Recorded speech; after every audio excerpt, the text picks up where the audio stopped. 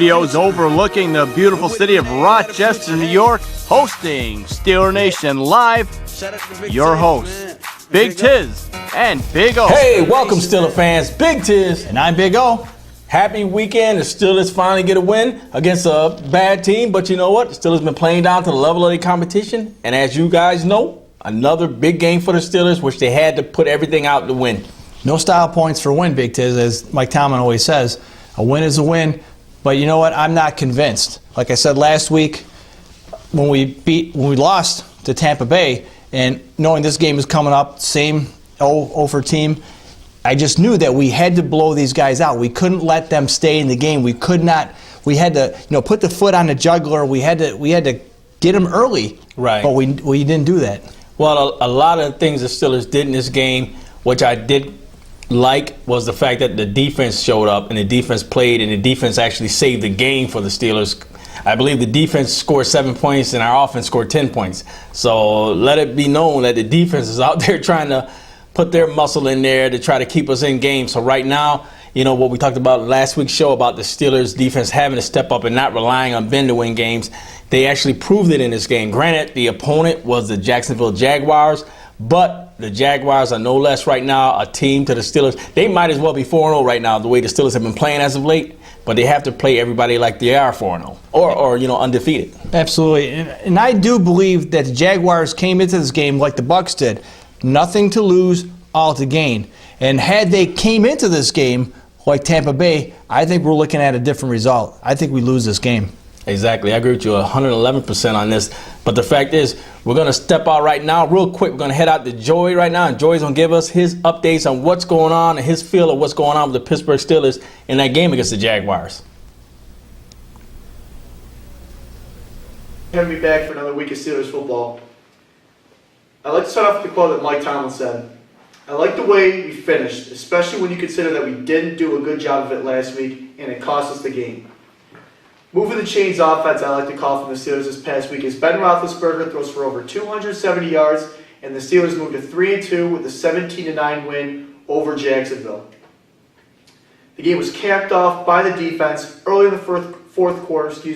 Bryce McCain, pick six, touchdown, and the game is sealed right after that because the defense finally stepped up this week, only allowing 9 points after a season average of 25 and plus a total offense of over 350 yards was finally brought down this week. Plus, Jacksonville only went 3 for 12 on third downs. Another great stat for the Steelers defense. And you got to love the way the secondary played. 2 picks with 1 pick six, like I already mentioned, from Bryce McCain, including another one from Cortez Allen, and that's back-to-back weeks for him, who's really stepped in nicely to what Ike Taylor, with the injury to Mike Taylor. I know it's not a pretty win, but Big O, I know last week you said you wanted a convincing win, and that's the only way you'd be happy. However, a win is a win. 3-2. You're 1 game behind Cincinnati, who looked really awful, to say the least, against the Patriots this past Sunday night.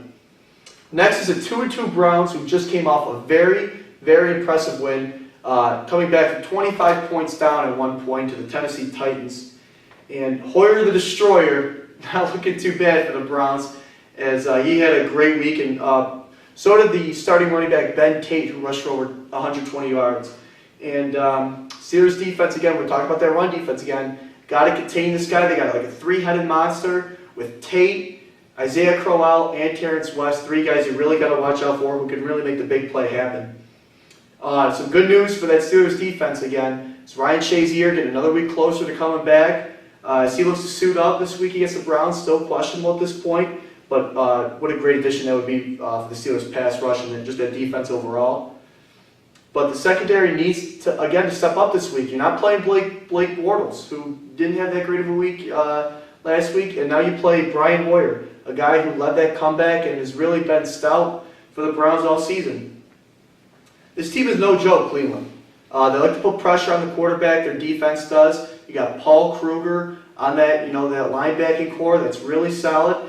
You got to watch out for Joe Hayden, one of the top shutdown corners in the league. You got Tayshaun Gibson at the secondary. So Ben is definitely going to have his hands full. But look for him to continue to make sharp decisions, play good, smart offense. Look for the Steelers to move the ball. as we look to go to 4-2 this season. Thanks, guys, again, and we'll see you again next week. Was Joe Laurie from the studio. He did raise some good points about the defense, or the whole team as a whole, cutting back on the penalties. We'll talk about the Browns next game coming up pretty soon. But you know what, Big Tiz? Like we talked about this before, how we always have our meetings before the show, that there's a lot of inconsistencies with the referees. Granted, we're doing some stupid penalties. Lance Moore, how many times have you ever seen a player, do something good and, just so pumped up, you throw the ball down, you spin it, you spike it, whatnot, and to have that called against Lance Moore, yeah, it was not the smart thing to do, but when you get in that situation, he hasn't played as much as he wants to because he's a great player and he expects us, get the ball more. But for that penalty to be called, it's ridiculous. Yeah, it is. In a sense, only because, like I said, he didn't do it towards anybody. The problem was with Lance Moore was his frustration of not getting the ball that much in the Steeler offense and coming back, being healthy again, and making a reception for a first down. He's excited. He was filled with jubilance, and he slammed the ball. But if you see other games, it's just the consistency with the referees. They have to remain consistent in their calls because actually, Big O and I witnessed this in a game which the Tennessee Titans played the Cleveland Browns. Jake Locker. Yeah, he ran for a first down, a nice first down run. Yeah. And he got up and he slammed the ball, no flag. Like he scored a touchdown. Right. I mean, it wasn't, he didn't throw the ball like Lance Moore did. He spiked the ball like he scored a touchdown. Exactly. So, no call. Which way is it going to go? Is it going to go this way or is it going to go that way? But I don't know if a lot of fans know the fact that Tomlin actually invited the referees out to their practice.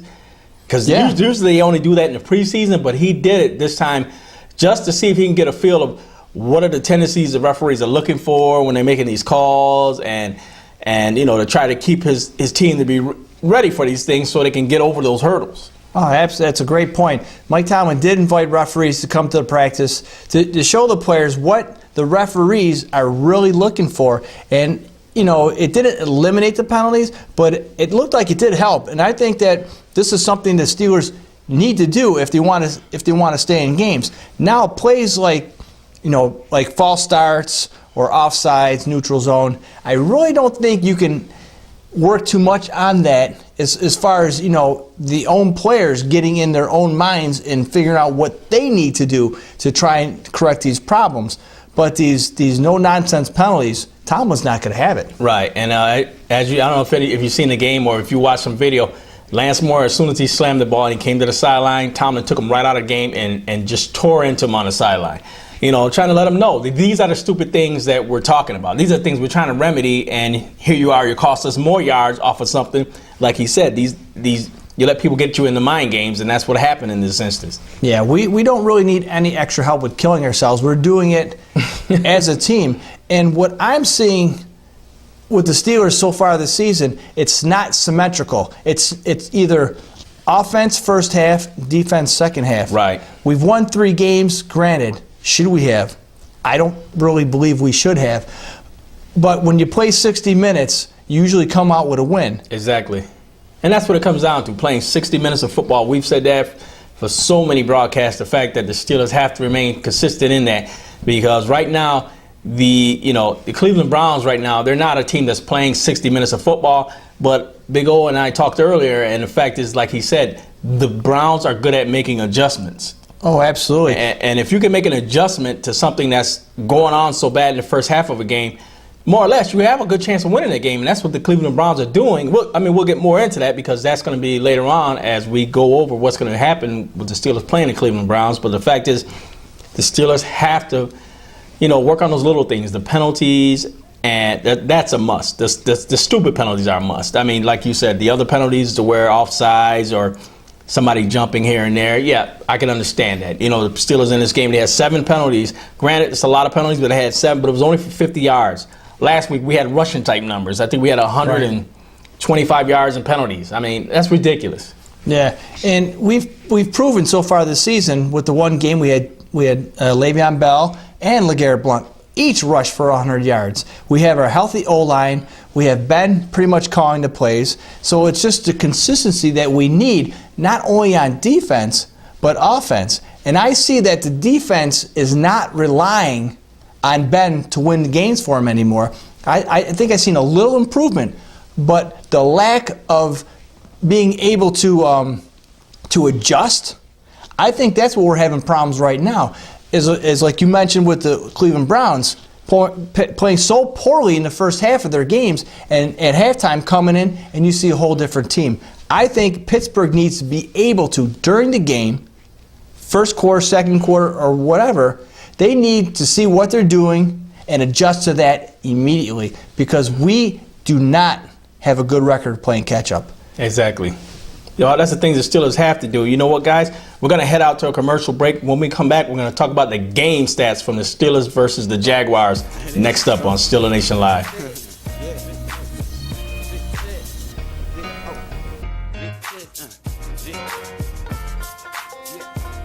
McGinney's Sports Pub, 2246 East River Road, Rochester, New York. Open Monday through Saturday, 11 a.m. to 2 a.m. Sunday noon till midnight. McGinney's is a sports pub featuring fine lunch and dinner. Whether from the menu or the chef's daily specials, there's always something great to eat until 11 p.m. McGinney's also has a full line of your favorite beverages with daily drink specials sure to quench your thirst and not your wallet.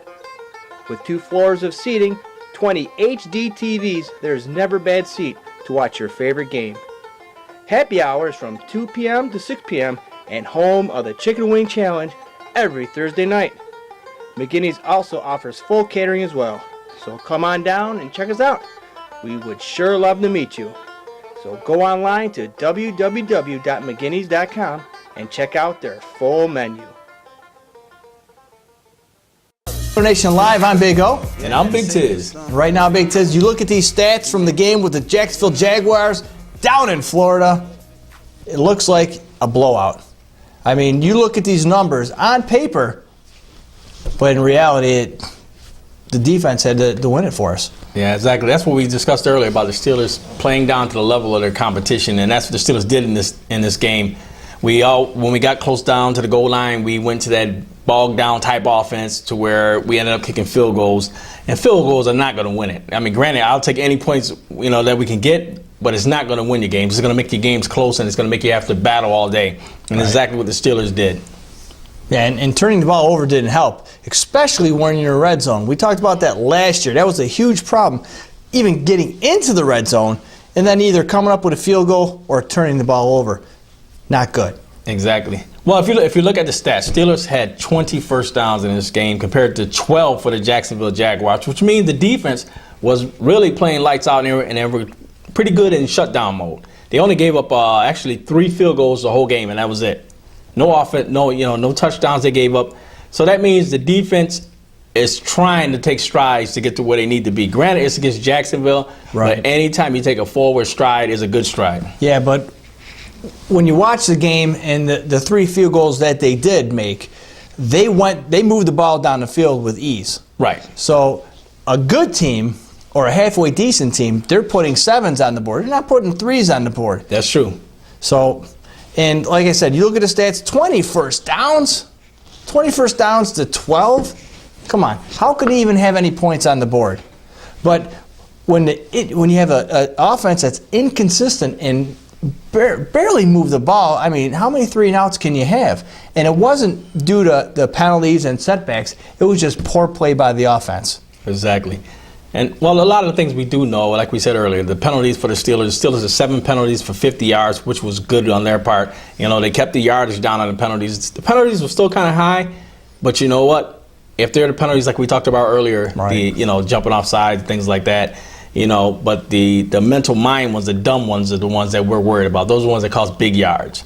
And the Jacksonville Jaguars, they only have 4 penalties all game for 34 yards. I mean, right. The Steelers are the second most penalized team in the NFL, so that's not really good. But to have a 3-2 record is pretty good. Because you lose on opportunities. Not only do you lose opportunities on scoring, but you also help the opponents continue drives on third downs. And that was a big problem as well with the Jaguars, with the Pittsburgh Steelers on defense could not stop most of the third downs. Exactly. And that was what was going on with the Steelers. The Steelers almost caused themselves in certain positions with turnovers. The Steelers had one turnover, which was a costly one, actually, at one point when Ben, we were driving to probably take the lead and really put the game out of reach kind of early. And Ben got sacked and stripped, and he fumbled close down to their goal line. Right. Where, the Steelers trying to go ahead, and that was a turnover for us, but we got the ball from the Jacksonville Jaguars twice. So, the Steelers right now, they're starting to kind of, you can see where they're kind of trying to get into a groove on this defense. 2 turnovers they got again this week, so the Steelers are really, really sticking it in the defensive mode. Total yards for the Steelers, 372 yards of offense compared to 243 for the Jacksonville Jaguars.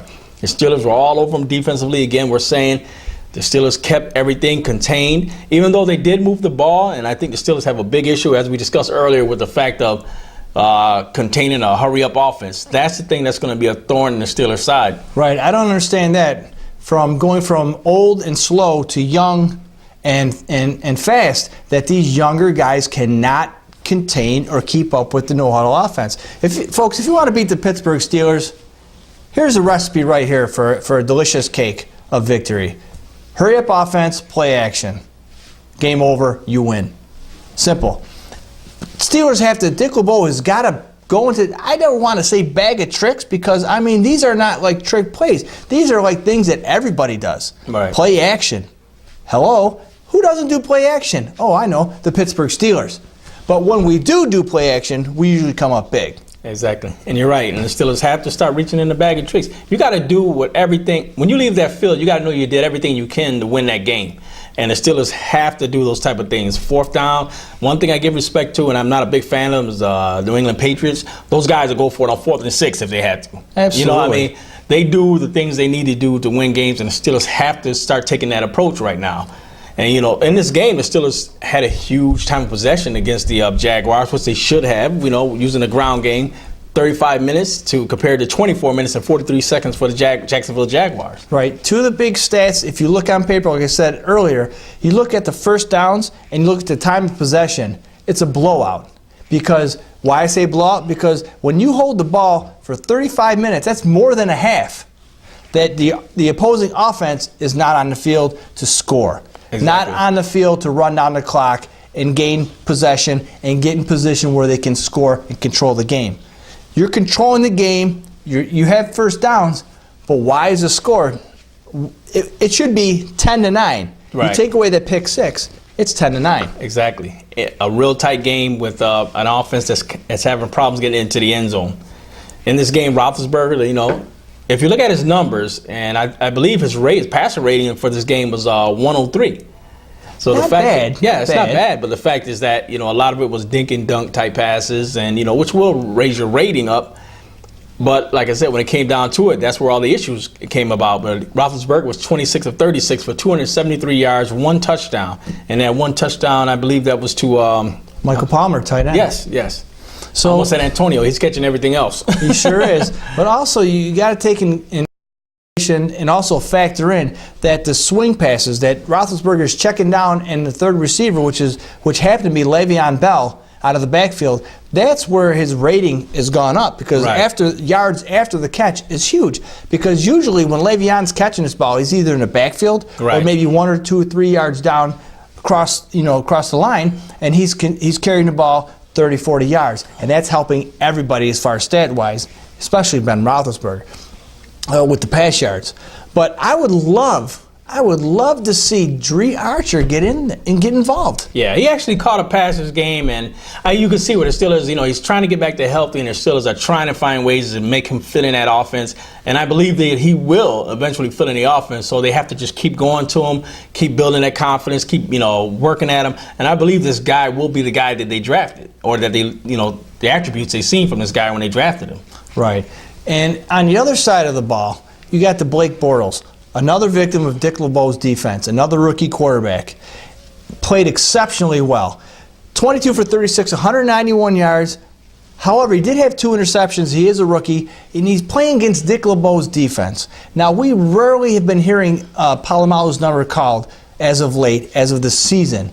But when you have guys like Bryce McCain, who is he?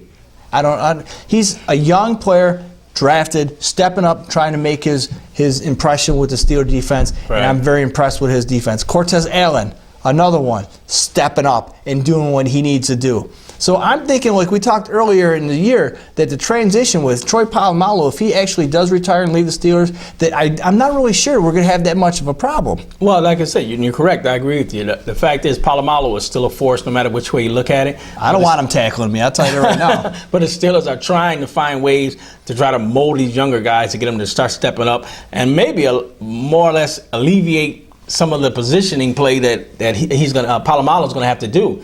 So, let's get them not playing so many plays a game or things like that. But these other guys have to step up. But they're younger guys when they're learning. Absolutely, Big Tiz. I think we need to transition Shamarko Thomas into more plays, into more nickel or dime defenses. Let's get this kid into going, because when Polamalu's gone, it's going to be Shamarko's show. Right. Exactly. And I have all the confidence in the world of this young man. Hard hitter, catches the ball, very athletic, great hands, great cover, D-back. I mean, this guy has it all. But when you're playing behind Troy Polamalu, it's very difficult to get playing time. And I kind of compared last show or the show before with Derek Jeter, shortstop in the New York Yankees, one of the greatest shortstops in Yankee history baseball, trying to come up after he retired and fill in those shoes, and not actually being a Derek Jeter, but trying to get in that mystique and trying to fill that role of that dominant player like Troy Polamalu is.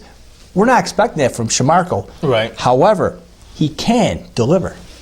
Yeah, that's one thing. And like I said, one thing we have to do is we have to keep delivering these guys, and they have to make sure that they're stepping up each and every game and learning. Because like I said, these older guys are starting to get phased out. But like we said, we had a Harrison sighting on defense for the Steelers, and he's getting back into football playing shape, and Harrison is looking well. He played on the defense for the Steelers, and I know he came close a couple times himself trying to get in for sacks. So you can see where he's trying to get there. Like I said, this guy's trying to get back in football shape. He didn't make a tackle or do any football type activities for 11 months. Yeah, and I don't expect miracles from Harrison.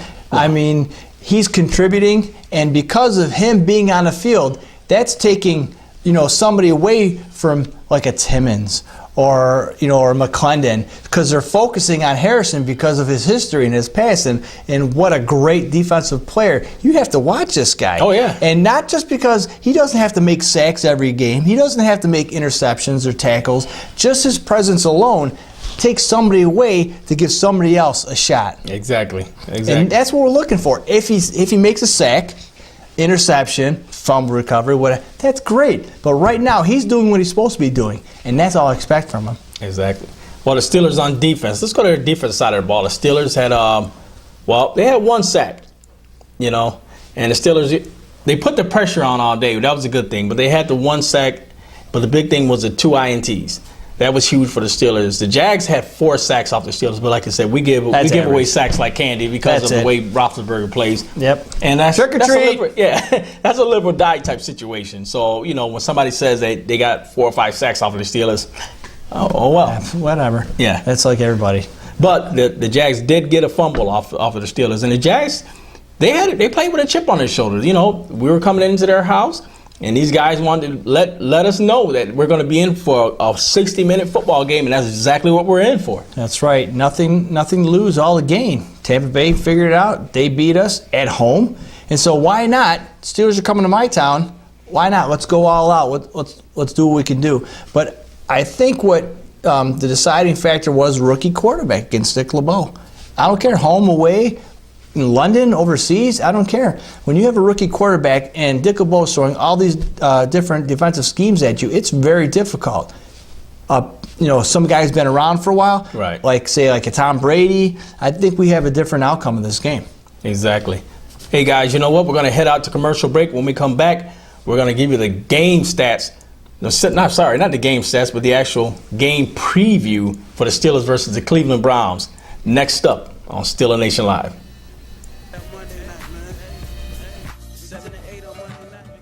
Uniform Express, located on 1408 Buffalo Road, Rochester, New York. for your police, fire, or EMS supplies. One of Rochester's top and finest suppliers of shirts, pants, shoes, boots, and accessories for your professional uniform needs. Uniform Express also does embroidery and screen print for team uniforms, jerseys, and corporations. Hours are Monday through Friday, 9 a.m. to 5 p.m. You can also go to their website at www.uniformexpress.com or call Brian at 585-529-4245. That's 585-529-4245. And let Brian know you heard his ad on our show, Steeler Nation Live. You know what it is, man. Steeler Nation. Big up. Hey fans, welcome back. Big Tiz. Not Big O. Guys, you know what? One thing we did forget to mention in our stats was the fact that Big Ben, he did hit 11 different receivers in that game versus the Jaguars, which means Ben, he did do a good thing by spreading that ball around. Yeah, I think that was one of the main factors that helped the offense somewhat move the ball because he wasn't really actually keying in on Antonio Brown or Heath Miller or Marcus Wheaton. Right. Everybody who was on offense got the ball. I think the Castro caught a couple. I don't know. Pouncey. I mean, when you spread the ball around like that, that's awesome because the defense doesn't know what you're gonna do. Exactly. But that's one thing that they were also talking about was the fact that Bortles, Bortles had he had an okay game against the Steelers. He had the 2 interceptions, but he's a rookie, he's still learning. But the fact is, his maturation and his size and everything, everybody's almost comparing him to Big Ben. That's right. And they did have a split screen at one point, and they were showing the consistencies of each quarterback, how mobile they are, how mobile they're not. And when they throw the ball, if you take the jerseys off these players, I guarantee you, I don't think you can guess who is who. Exactly. Same build, same stature, everything. These guys almost a replica of each other. So, I believe this guy Bortles, given some time, this guy will be a decent quarterback for the Jacksonville Jaguars. Can, possibly turn his franchise around. Right, and we talked about this early in the first show or our preseason show that I told you that I guarantee you Blake Bortles will be running that offense midway through the season. And you know what? I would not have been, upset if the Steelers would have drafted him. Landry Jones, is he the future of the Pittsburgh Steelers? So far, he really hasn't shown much when Greg Kelsey's doing a great job as a backup. Right. However, if Blake Bortles is on the Steelers, it's just like a reincarnation of Ben Roethlisberger. Yeah. I mean, this guy's got some talent. He's got a great future. And the Jaguars got awesome uniforms. I mean, they're killer. I mean, I love their helmets. But you know what I'm saying? Picture him in a Steeler uniform because Ben's not going to be around forever. Exactly. And the Steelers do have to look at, other avenues of trying to get Ben, get past the Ben era, because he's 11, 12 years in the league. This guy is taking a lot of poundings. Whew. So, maximum, I feel myself that Ben maybe has another 3 years left in him. And that's going to be that's 14 years in the league for this guy, especially a guy at his size, taking the beatings he's done, ribs, ankle, whatever, you name it with this guy. It's evil Knievel exactly. back there. He's got more broken bones than Evil Knievel. So they got to expect for that change. But you know what? Ben has to, muster it up again because the Steelers are going into Cleveland, a tough place for the Steelers to play for years, and the fact that the Steelers have went down there. We've had some horrific games down in Cleveland. 8 turnover games that we had. Granted, Ben didn't play in that game, but still, 8 turnovers. Still had a chance to win with 8 turnovers. That means the defense was actually playing. Right. But, we lost it. Going into the dog pound, you don't want to point fingers at anybody, but Swisham did miss a couple field goals of that game. Right. But, you make one, you miss one. The outcome of the game can be shifted. You really can't say that's in the past. Let's think about the future, one game at a time. But the problem I see with Cleveland, they have an average, I believe, of 23 to 26 years old as the average starting player on this Cleveland team. Young, fast, aggressive, not too smart. Right, and that is the problem, the fact that, some of their players can get burned on certain situations. But as we alluded to earlier, the Cleveland Browns are good at making adjustments. Yes, they're right now they're only a 30-minute team, and by looking at the past history of this year with the Cleveland Browns, the Cleveland Browns should be undefeated right now. They should be atop of our division, not the Bengals, or maybe tied with the Bengals.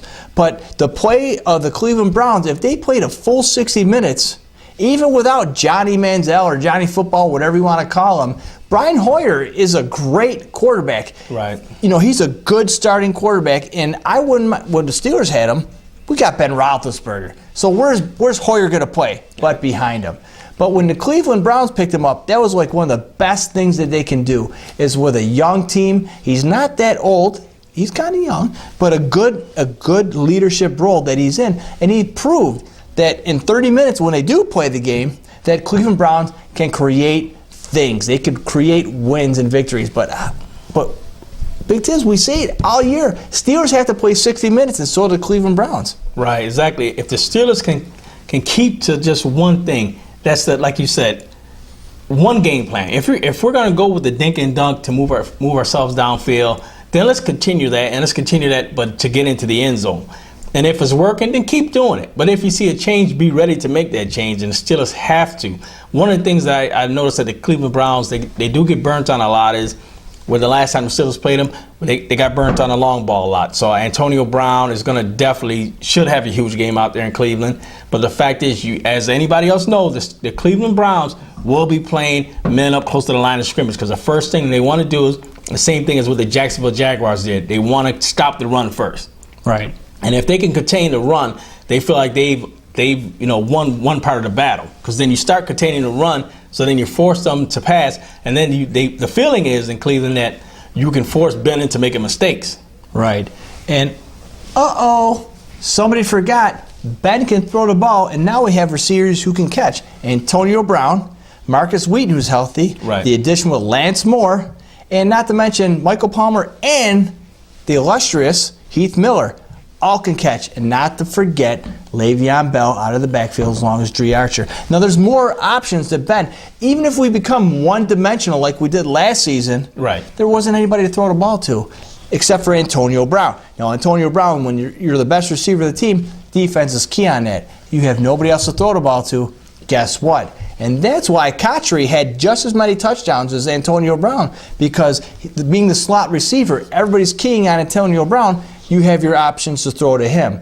And when you get in the red zone, and that's why Kotri had just as many touchdowns as Antonio Brown. But now he's got more outlets to throw the ball. So if they stop the run, which I really don't think so, because with the addition of LeGarrette Blount being back there, a transitional back who can step in for Le'Veon so you get a break, or if you have them both in the backfield, I mean, that's an amazing offense. Stop that? Okay, force us to throw. We will do that. As long as Ben releases the ball and gets the ball out of his hands to his receivers, I don't think we have a problem. That is it. Like I said, it has to be these quick hitting passes to where, like you said, you force the Cleveland Browns to back off that line of scrimmage. When they back off that line of scrimmage, then you start hitting them with the heavy, bruising Blunt and then the quickness of Bell. Now, if the Steelers can continue to do this against the Cleveland Browns, they should have no issues. But the fact is, the defense has to get those sacks, especially the beginning of the second half. The Steelers, you can't just let a team just come in and drive down the field, because we don't do it. So you shouldn't allow them to do it. Absolutely. So the Steelers stop them on the first initial possession of the second half of the Cleveland Browns. Then you just take it to them. If we go down and score it, I don't even care if it's a field goal. That's, to me, a huge adjustment for the Steelers. Right. They do that, I can see the Steelers winning this game outright. As for a final score, last time the Steelers beat them 30-27, actually only scoring 3 points in the second half. The Steelers, if they work on all cylinders, I can see the Steelers possibly winning this game 27-17. 27-17. Now, what are your keys to victory, Big Tiz? Well, if the Steelers can consistently keep the ground game running. When I say that, I mean Bell and Blunt. If they both can average anywhere between 70 to even 50 yards, 70 for Bell and like 50 or 60 for Blunt, everything else will open up. So I think the Steelers will try to pound that run game, because they know they did last time. So they will pound that run game, and I believe Bell will be a big part of this game, because they're going to use Bell on these swing out passes. So I see the Steelers consistently trying to get the run game going, using Bell to open up things later in the second half for Antonio Brown and the rest of the crew of the Steelers receiving core. So I believe the Steelers will go to it with that approach because the Steelers love to try to get the run to work first. Right. I totally agree with you. My keys to victory is Pittsburgh needs to get the ball first. They need to pass to set up the run. Once they get that established, because you know Cleveland's coming hard, they're coming fast. They're going after Ben. They're gonna fill the box. They're gonna want to stop that run initially. I think and I believe that if Ben comes out throwing, no huddle, to alleviate some of that pressure, like you said, like you alluded to a couple minutes ago, that to ease the pressure off, that's when we start with the run. And then once we hit the run, then we throw a couple trick plays in there. But I see Pittsburgh coming off, throwing the ball early, and relieving some of that pressure so we can do the run. On defense, I think Pittsburgh needs to work very, very hard with the no huddle with the Browns, because you know the Browns are coming out no huddle. And I wouldn't be surprised if they had a little trickery in their playbook. If you see Johnny Football coming in, don't be surprised. Don't be surprised, because not only can he throw the ball, he can catch, and he can catch and run. So I expect the Browns to come in with some crazy stuff. I almost said it, but some crazy stuff to try and break up the Steelers' D. But we cannot give up any third downs. We have to stop them on third down. We have to watch for Johnny Football. We have to watch for Hoyer coming out of the pocket with the naked bootleg. We cannot overcommit on defense. Once we do that, easy victory. And I do agree with you, 27-17. I think the Browns score a garbage touchdown late in the game to try and bring it within. We get the ball last. We sit on it like we did with the Jags. 27-17. I agree with you, Tiz. Hey, guys, that's what I'm saying. We think the Steelers are going to start to try to turn this corner right here against the Cleveland Browns. And like I said, don't get it wrong. Cleveland Browns, this team is a tough team. It's in a division, so the Steelers have to go all out. And the Steelers have to approach that. And it kind of reminds me of what I said last year. The Steelers have to approach these games game by game, and you have to look at each game as almost like a playoff game. It's early in the season, but the Steelers can't afford to have huge slip-ups. So a huge slip-up for the Steelers, it can be very damaging right now. And it's early on, so let's remedy these problems early on. But you know what, guys? Right now, we're going to go to commercial break. When we come back, we're going to give you guys our final thoughts for the night here on Steeler Nation Live. Yeah, I had to say it was strong, man. Because it is strong, man.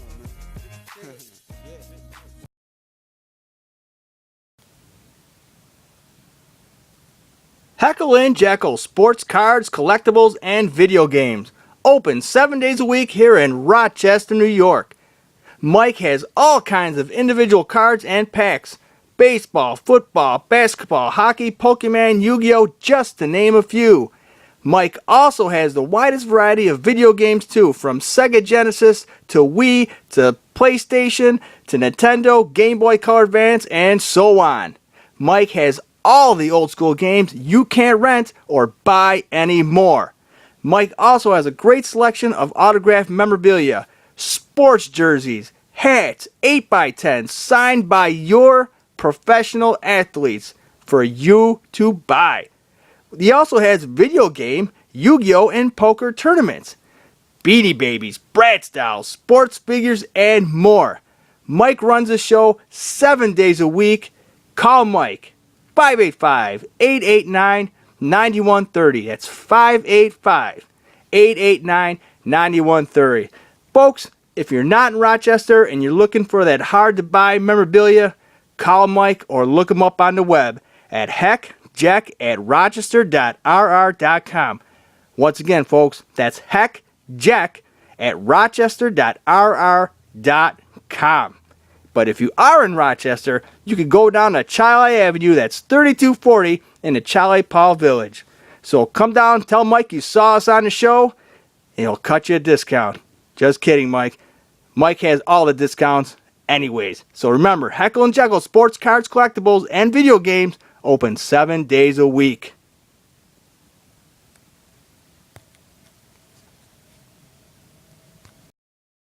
Hello, Steeler Nation family. I'm Big O with your Steeler Nation Live future weather forecast for Sunday, October 12th in Cleveland in the Dog Pound. And you know what, folks? I did say October. And what's huge in October? Not Halloween. Trick or treat? No. Breast Cancer Awareness Month. The NFL and NFL Players Association have created this thing called the Crucial Catch, which you can donate money or help raise money for breast cancer awareness to get rid of this evil, evil disease. But you know what, folks? The weather's going to be rainy in Cleveland. The high's going to be 60 degrees, low 50. A lot of rain, though. So it's going to be a bad day for Cleveland because not only is it going to be raining, but Pittsburgh Steelers are going to come in there and defeat the Cleveland Browns. I do believe I did say 27-17, and I do believe that Big Tiz agrees with me.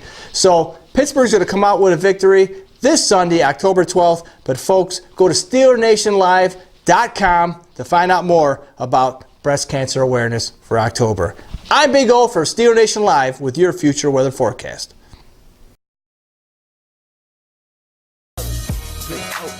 Yeah, I had to say it was a storm, man. You know. Fans, Big Tiz. And I'm Big O here, Steeler Nation Live, Rochester, New York. Guys, we come to that part of the show. We're going to give you our final thoughts. And as always, I start off to give you my final thoughts for the Steelers with the game going into the illustrious Cleveland Browns. One thing I want to say to you Steeler fans out there is the fact is we're right now sitting over 500. And we always have to look at that is that the Steelers are trying to take strides. We have younger players, so you know what? These younger players are learning the system. They're starting to gel together. And the Steelers, as the season goes along, you're going to see them get better and better and better. The fact is that Ben is trying to do different things with his game. You know, he's trying to still learn the Haley system. So you always have to keep that in check as well.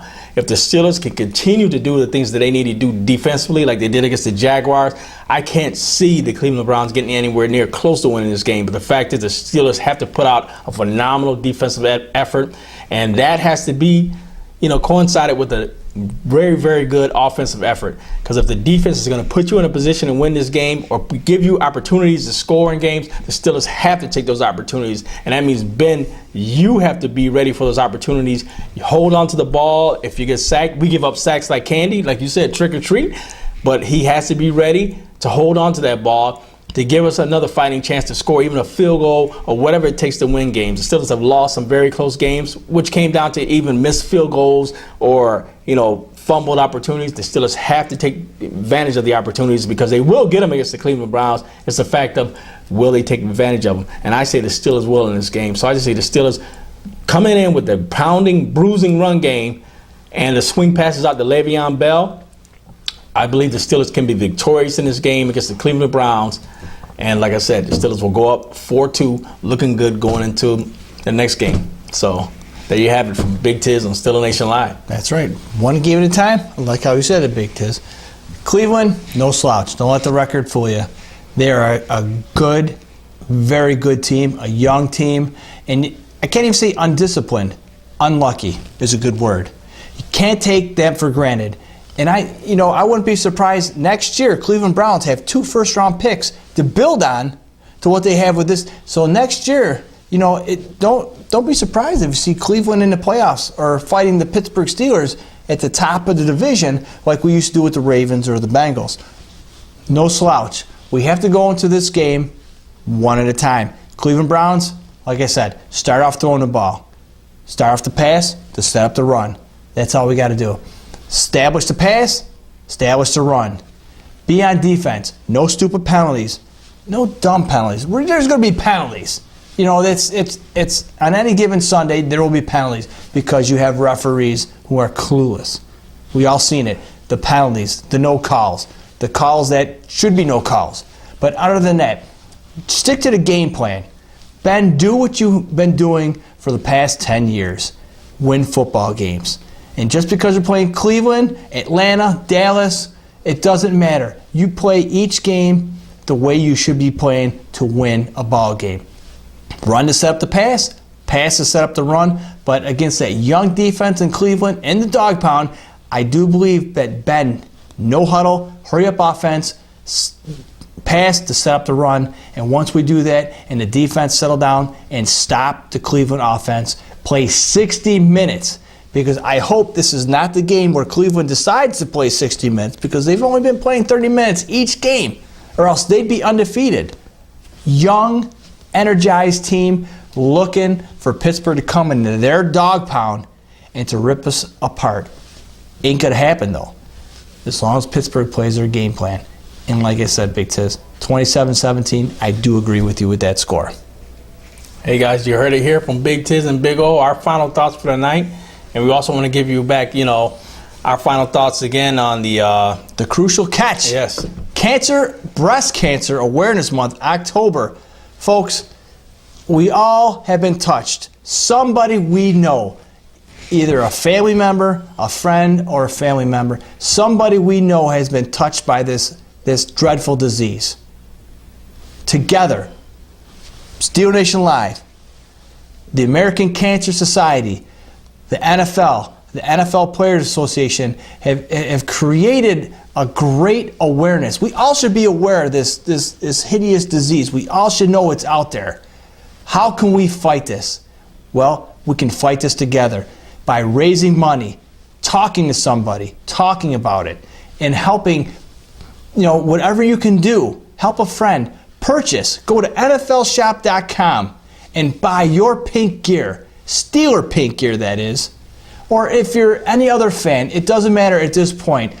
Go to your website. Go to your Bengals.com, Cowboys.com. If you can buy cancer awareness, pink stuff, apparel, please do it, folks. Help raise money to fight this deadly disease. Exactly.